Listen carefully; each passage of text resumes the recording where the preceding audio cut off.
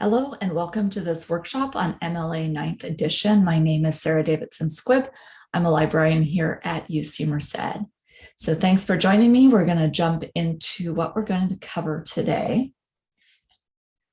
So our goals are to really recognize key formatting conventions of MLA 9th edition, especially focused on the works cited entry. I'll say a little bit about in-text citations as well.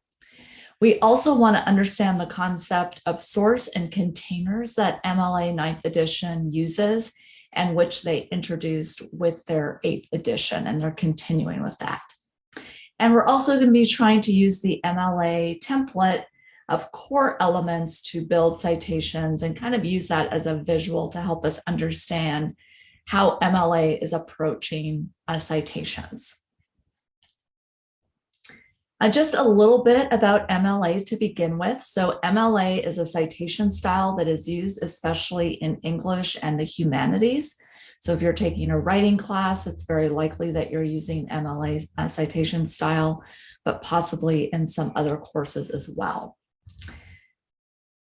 MLA is a citation style that also uses in-text parenthetical citations rather than sort of a footnote or endnote style. So I just have an example there with part of my last name, parentheses, Davidson space 12 and parentheses. So if someone was quoting from me, that is what they would put in text.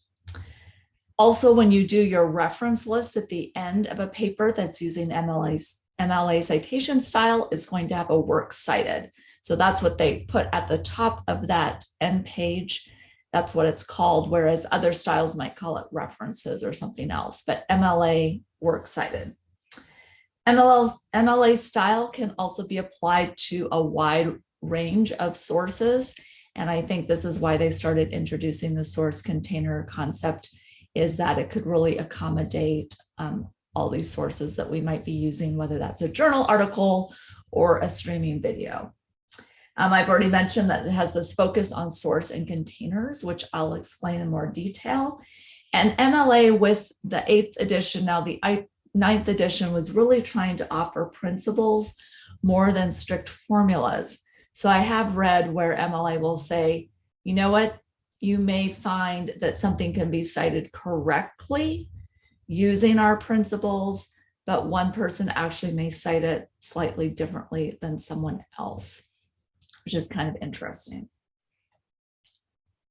So on to source and containers. What are these things really? So in MLA format, the source is the work that you are looking at. This could be a newspaper article, it could be a book, could be a book chapter, etc. So that is the work, is the source. That work or source might live in what they're calling a container.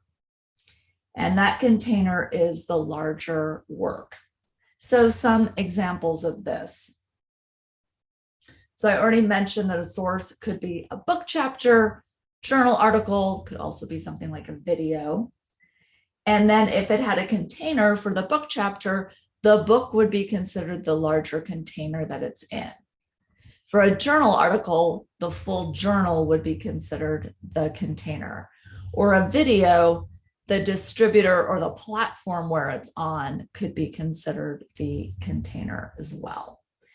So that's how we're going to be talking about some of the pieces, or kind of dissecting what we're looking at when we look at a source and consider whether or not it has a container.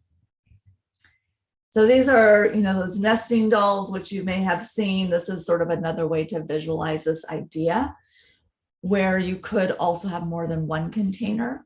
So you might have an article, which would be the source or the work, which could be within a journal. So that would be one container. And then within a larger database, which could be an additional container.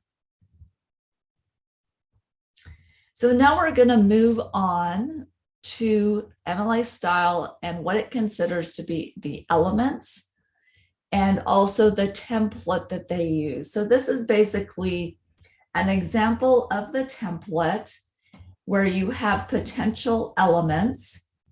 So an element could be, for instance, the author's name. That's going to come first in the citation. Then the second element would be the title of the source. Then the third element would be the title of a container, if there is a container. Fourth would be other contributors, which could be translators or editors. Fifth element could be version, such as an edition. Sixth element would be numbers. So with a journal article, that could be volume and issue numbers. 7 is publisher. 8th is publisher date. And 9th element is location. And that location is actually not the physical place of where it was published, but this is referring to like a DOI, which is a digital object identifier, or a URL, a uniform resource locator. So a web address where we could get the item. And you don't necessarily have all the elements presented to you with every source. For instance, a book may not have a specific version of it, or it may not have other contributors other than the author or authors. You'll also notice on the elements that I've bolded elements 3 through 9. This means that if something is in more than one container, you can come back and restart adding a second container with element 3. And we'll see that in action. So as we go through this, I'm also going to be inserting a few useful tips about how we're going to format our citations. So with that first element, it's the author element. And in MLA style, if you have 3 or more authors, you would use the et al. After the first author's name. So here's the last name of the author, comma, Robert, the first name, comma, et al., period. Now, if there are 2 authors, the format would be as follows. So again, you would have the author's last name, comma, first name, comma. And for the second author's name, you would have their first name first, comma, author last name, period. So this is just an example. Wishaw, Ian Q. This also had an initial, so there's a period, comma. And Brian Kolb. So you can see that this individual's first name is appearing first.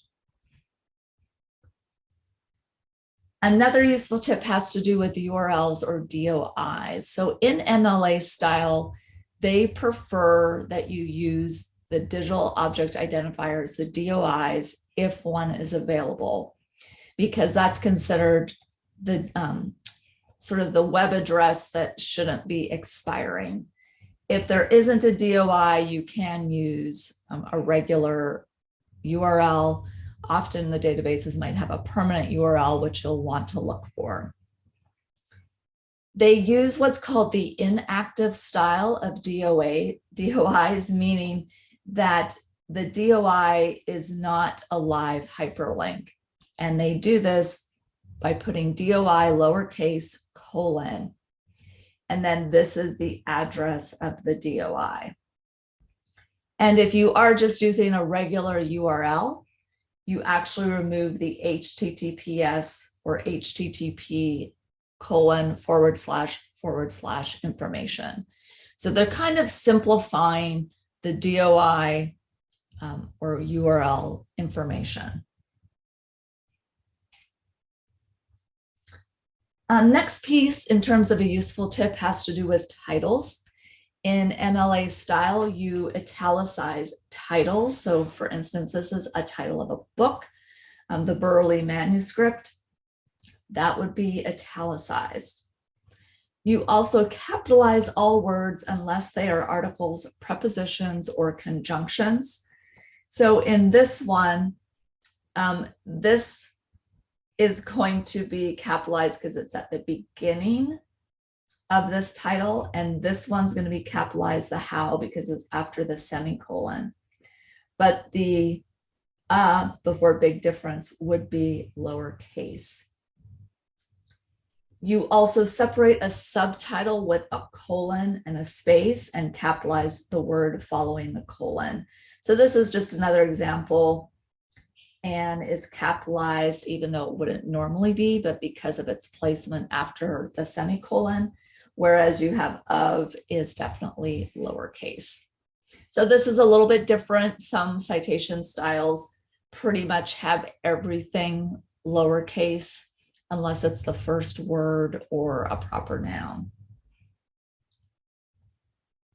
Okay, so we're back at our elements after those useful tips. And we're going to be looking at a title of a book. And I'm going to pop out of this presentation for a moment just to show you also where this title is in UC Library Search. So just let me escape out of this for a moment. Okay, so this is UC Library Search. This is the title that we're looking at. And you can see that there are 3 authors: Johnson, Dawson, Haslam, etc. So we can kind of come back to this and refer to it with our citation. So with this print book citation, I'm just going to leave it in this view right now. We had 3 or more authors. So we are just going to put Johnson, the last name, comma, Stephen, comma, et al. So that's why that is formatted that way. We have the title of the source. I had actually just used the Great Central Valley, California's Heartland, because that was what was on the original piece that I looked at on the cover. You'll notice that this also sort of has another tagline, which we could probably put in. It wouldn't be a big deal, but I just left it that way. This is just a print book, and we're looking at the full book, so it's actually not in a container. I suppose someone could argue that we found it in UC Library Search and that's the container, but I don't think that's necessary. So this is blank. There aren't other contributors. There's not a version of this book. There's no number. There is going to be publisher information, however. So if we went back here, we can see that it's University of California Press.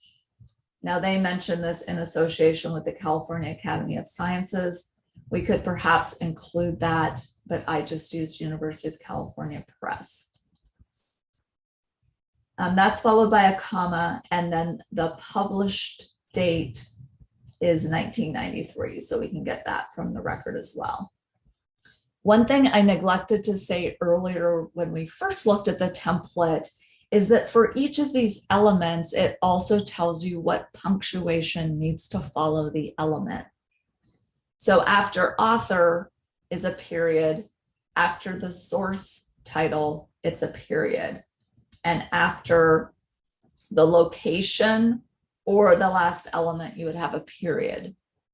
But all of these other ones are followed by commas. So that's something we can also pay attention to. So that's why I have a period here, here, a comma after the publisher, and then 1993, I would normally have a comma, but I'm using that as the last element. So I'm ending that with a period. So this is just an example of a no container. Now, obviously, if we were putting this into a works cited, we're not going to kind of use the template or build our citation to look vertical, but we would take these elements and put them together.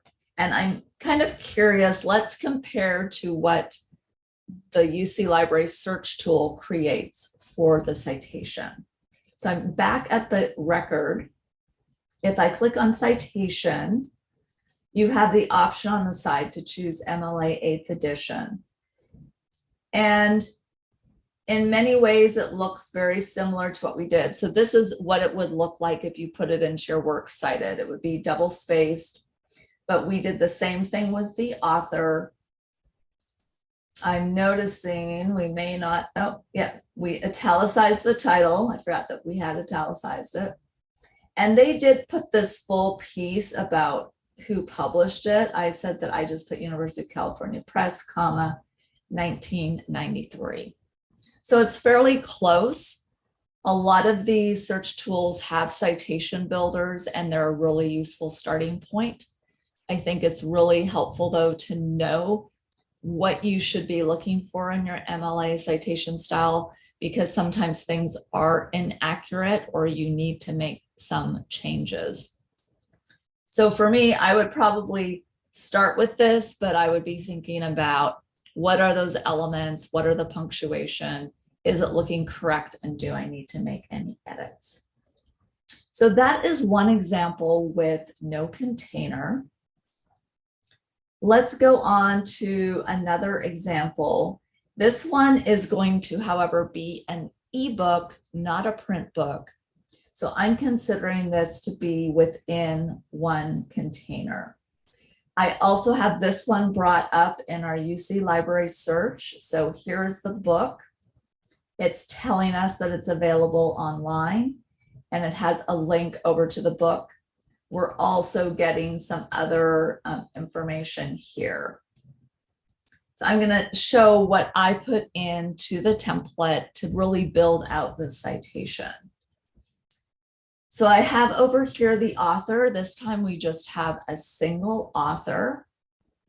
So we're going to include the name like we see it there. The next thing is we have the title of the source. So Struck Gold, California Gold Rush. All of these are caps. We don't have any sort of conjunctions or prepositions. This is followed by a period. And then this is maybe where it gets a little bit more challenging. We're asking ourselves, is there a container? And this book is coming to us from eBook Central. So this is another place where it's living. And if you click on eBook Central, up here it has ProQuest eBook Central. So this is kind of an example where I put in ProQuest eBook Central. I think if you put eBook Central, that would be okay. So the title of the container followed by a comma. Other contributors, I didn't see any. Version, it says first edition, but I kind of feel like because it's the first, it's not necessary. That's another thing where we could probably put it in, but I just left it out. We don't have other number information. We want to look for a publisher. So Cherry Lake Publishing, publisher date 2020, and then location. So this is where the location is not Ann Arbor, but the location is going to be a URL for the book or a DOI.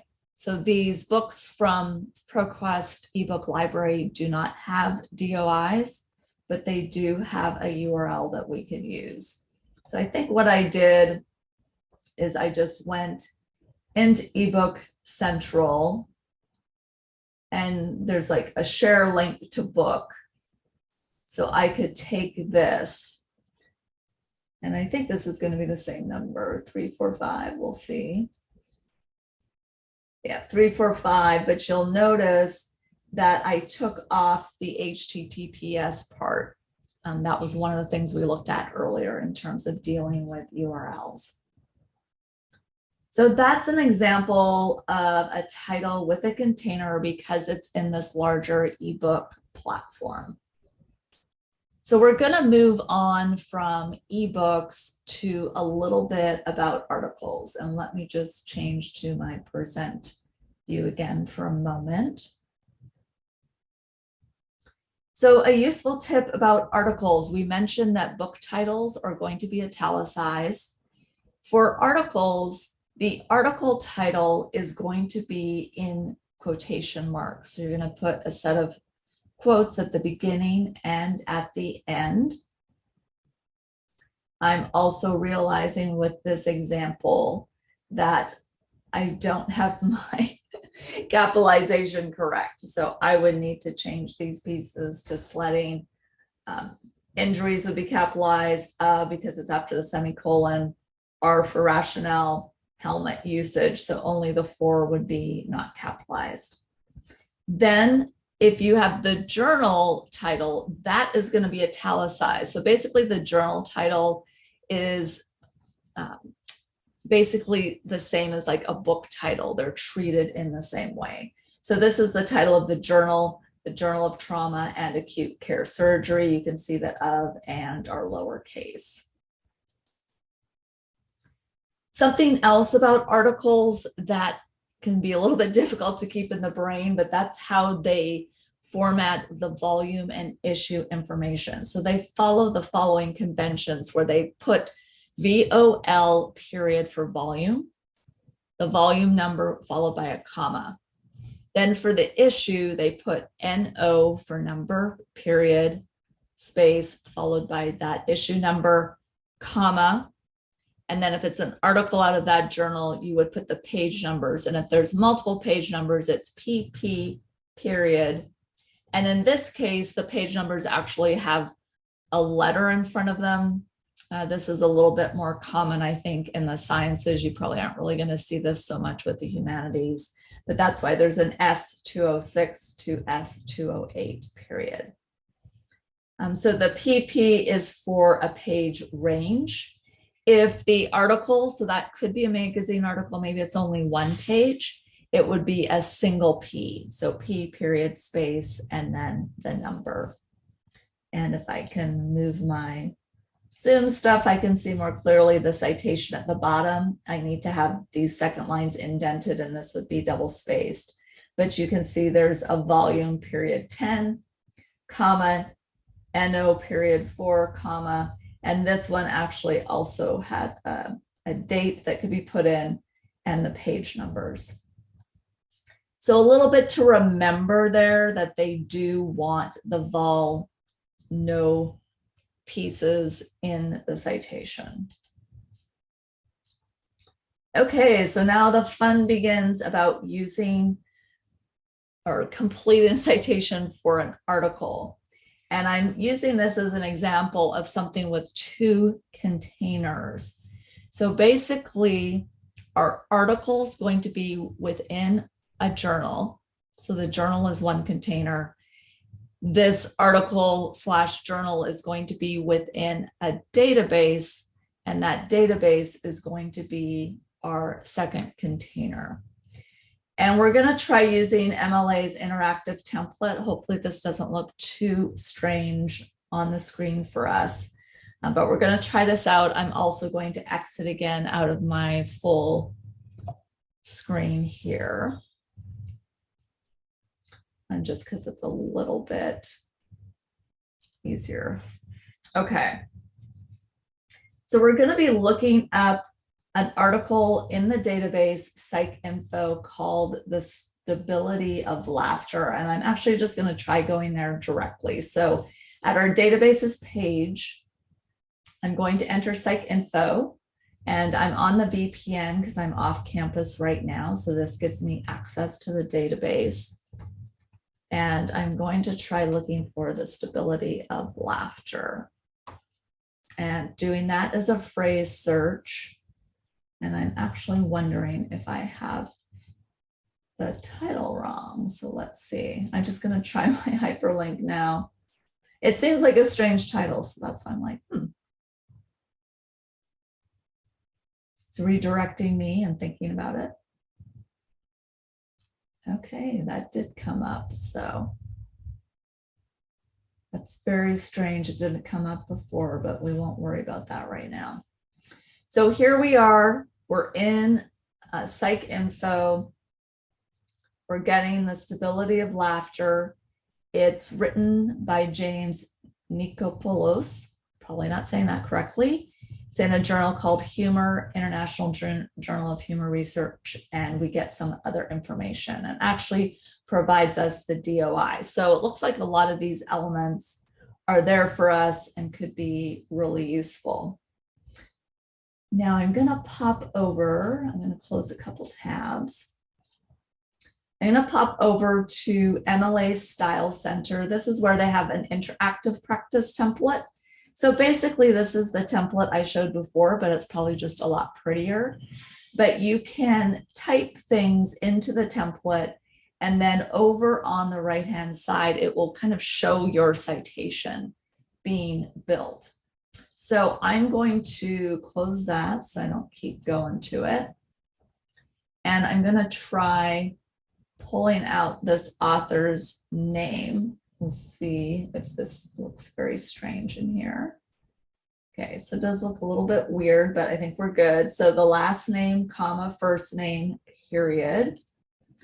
We're going to be looking at the title of the source. So the source is the title of this article. And I think that font's going to be big. So I'm just going to type it in, The Stability of Laughter. And I am putting in the correct capitalization, but I also realize that I need to put this in quotation marks, okay, because it is the article title. Then I'm going to move over to the title of the container. So this is coming out of the journal. So this is our first container. Humor, International Journal of Humor Research. So I'm going to do humor, International Journal of Humor Research. And that should be followed by a comma. Contributor, I don't think I have. Version, I don't think I have, but number. So this is where I'm going to use this information. Now I could almost take this as is, but they use ISS instead of NO. So this looks like a volume 30, number 1.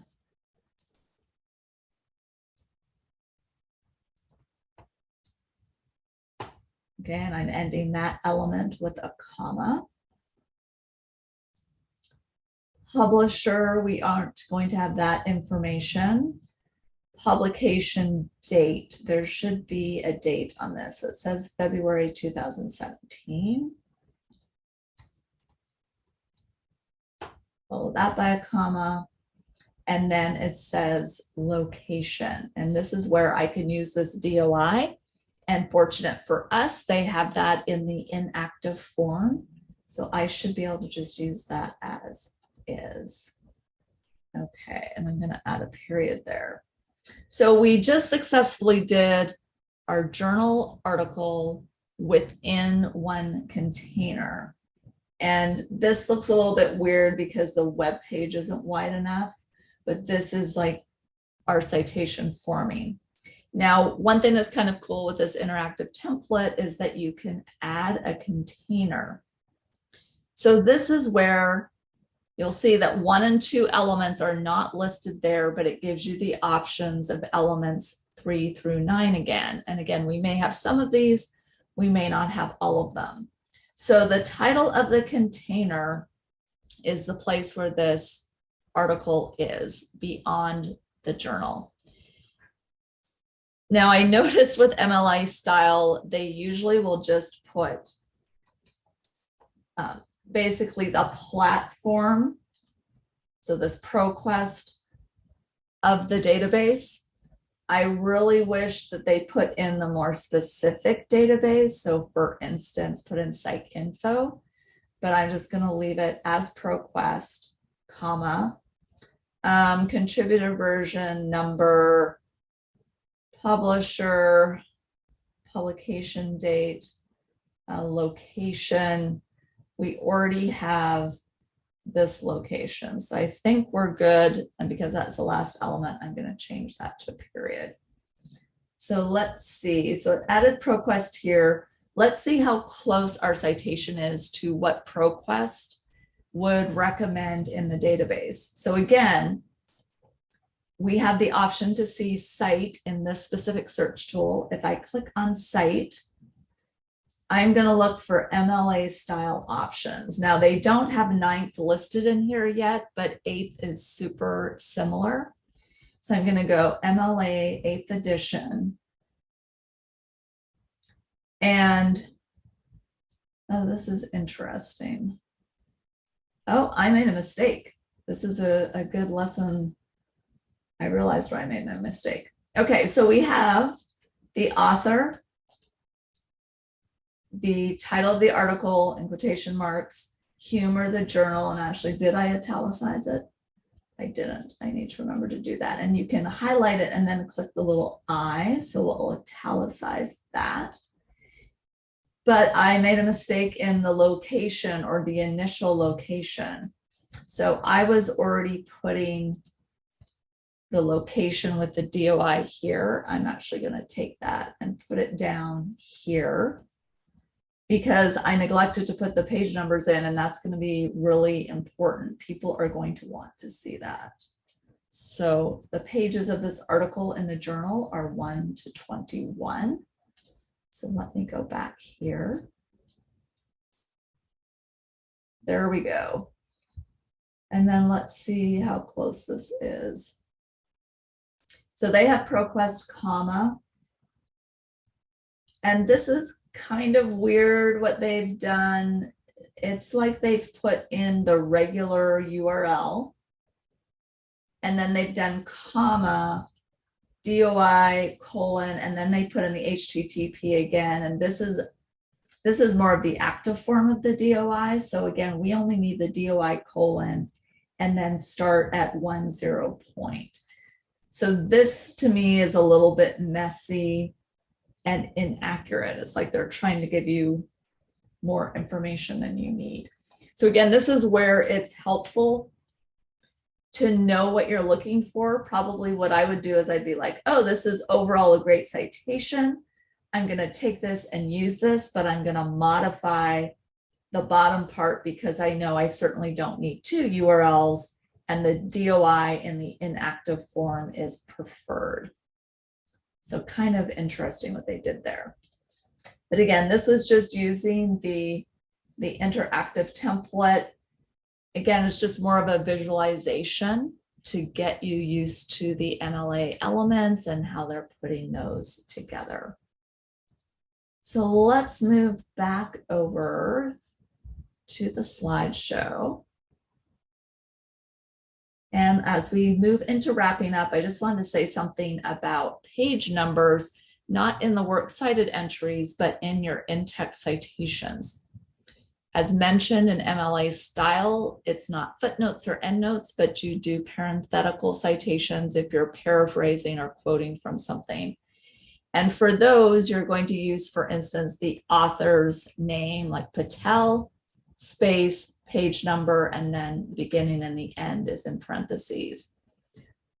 Or if you have a page range that you're quoting from or paraphrasing from, you can put page and then hyphen, and then the next page for that range. Of course, the author could be an organization, or you may have something where it's an et al. You may also have used the author's name in your narrative or your written part. And if that's the case, you can then just put the page number here. Okay, so we're going to wrap up with just some true or false about MLA 9th edition based on what we've looked at. MLA is a citation style commonly used in English and humanities courses. True or false? This one is true. MLA features in-text parenthetical citations and a works cited page. We just discussed these really briefly, and then most of what we've been looking at are citations for your works cited page. This is also true. A works cited page in MLA uses P or PP to represent one or more pages. That is also going to be true. So here's just another citation where you have pages represented by PP 31 to 34. URLs are encouraged, but HTTP or HTTP can be removed. DOIs are preferred over URLs. True, I should probably word this a little bit more strongly. So they do want these elements removed, but here is a DOI that's inactive, and this would be preferred. When using MLA 9th edition, it's important to determine if the source you want to cite stands on its own or if it is part of one or more containers. This is also true. I think that's just something when you approach the source, you're like, hey, what am I looking at? Is this standing on its own, or is it part of a container? And is it part of more than one container? I think that's just a helpful mindset when using MLA. And just a couple resources. We do have a library guide with more about MLA citations. This I'll pop over there, but I can also navigate to it. So we have, let me do that from the library homepage. I'm going to research guides. And I think it's easiest to just get there by citing. And we have a whole bunch of citation styles listed under here, including MLA. So a lot of the information we went over today is located here, as well as some other really great resources. A couple other videos, this one in particular, I think is really great about explaining elements and sources and containers. But at the very bottom, what I wanted to show is that I have an MLA checklist that you can use if you were really just wanting to refresh your memory, or you've done your article and you think you're pretty much ready to go. Close that. Then you can say, hey, with my in-text citations, did I do all of these things? Or you could even potentially use this while you're working on your paper. On my works cited page, did I do all of these pieces? And for instance, I have a little hint about in Windows, you can use a Control-T, or in Mac, a Command-T to format a hanging indent for your citations in your works cited. So that's also available on this page. These were just the images that I used. But I want to, again, thank everyone for taking a look at this workshop material. I hope that gives you a better sense of MLA style and some of its main approaches, and also some of the formatting to watch out for, even if you're using the citations from the search tools, which I'm a total fan of, but it's really helpful to see if they're completely accurate or if you need to adjust them in any way. Okay, that's it for now. If you have questions, please be in touch with me or one of my colleagues. I'll just pop back over to the library website. Under About Us, there's Ask a Librarian, and we're part of a chat service. You can also make an appointment with me or one of my great colleagues. And that is it for now. Bye.